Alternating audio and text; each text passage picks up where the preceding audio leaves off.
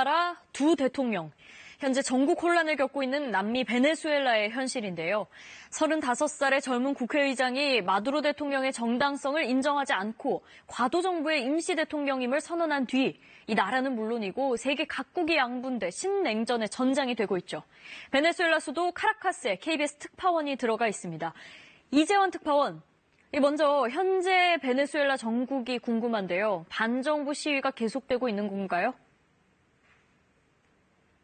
네, 말씀하신 대로 베네수엘라 한 나라가 둘로 쪼개져 있습니다. 마두로 정권 퇴진을 촉구하는 야권 시민들의 반정부 움직임과 현 정권을 지켜내려는 일부 시민, 그리고 정부 친위 조직이 대치하는 형국입니다. 수도 카라카스에는 이른바 콜렉티보라는 정부 친위 정보 조직원들이 수시로 순찰을 돌면서 시민들의 동향을 감시하고 있습니다. 국가 방위군들도 삼엄한 경계를 펴고 있습니다. 지난 2일에는 대규모 반정부 시위가 열렸습니다. 수만 명의 시민들이 마두로 정권의 퇴진과 대선 재실시를 주장하면서 행진을 벌였습니다.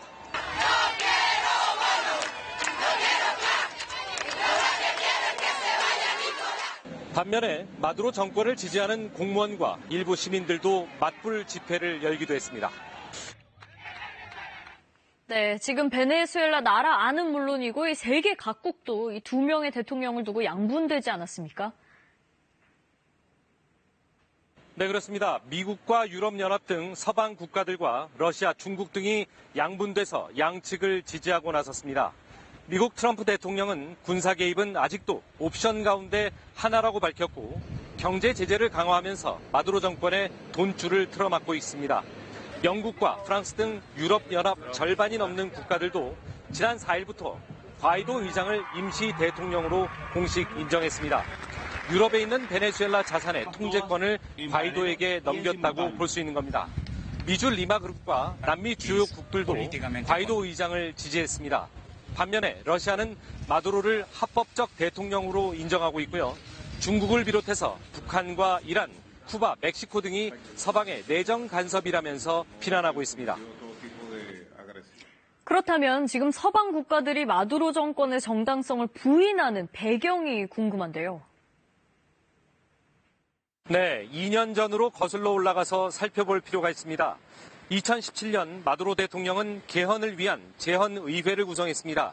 총선에서 야권에 대패한 이후 정권 장악이 어려웠기 때문입니다. 재헌의회는 헌법을 개정해서 대통령의 연임을 가능하게 했고요. 대선 일정도 바꿨습니다. 야권은 이 과정에서 위헌과 불법이 있었다고 재헌의회를 부인했고요. 재헌의회가 실시한 대선의 정당성은 상실됐다는 겁니다. 따라서 지난달 10일까지 지난 정부 임기는 종료됐고요. 이후 대통령직은 공석이라는 겁니다. 헌법에는 대통령직이 공석일 경우 국회의장이 권력을 위임받아서 조속히 대선을 치르도록 돼 있습니다. Llegó el momento de pronunciarse por la Constitución, por la ayuda humanitaria. 이런 상황에 대한 마두로 대통령의 반응, 여전히 사임을 거부하고 있는 거죠? 네, 그렇습니다. 마두로 대통령은 서방의 내정 개입을 거듭 비난하면서 자진 사퇴 불가 입장을 확인했습니다. 미국과 서방 국가들은 베네수엘라의 원유와 가스 등 자원을 확보하려는 데만 관심이 있다는 겁니다. Ustedes pueden buscarle alguna explicación para la obsesión de Donald Trump contra Venezuela. ¿Tiene alguna explicación racional? Es normal. 서방의 압박이 가속화하자 최근에는 교황에게 서한을 보내서 중재를 요청하기도 했습니다. 그렇다면 지금 당분간은 두 대통령 사태가 지속된다라는 걸로 봐야 할까요?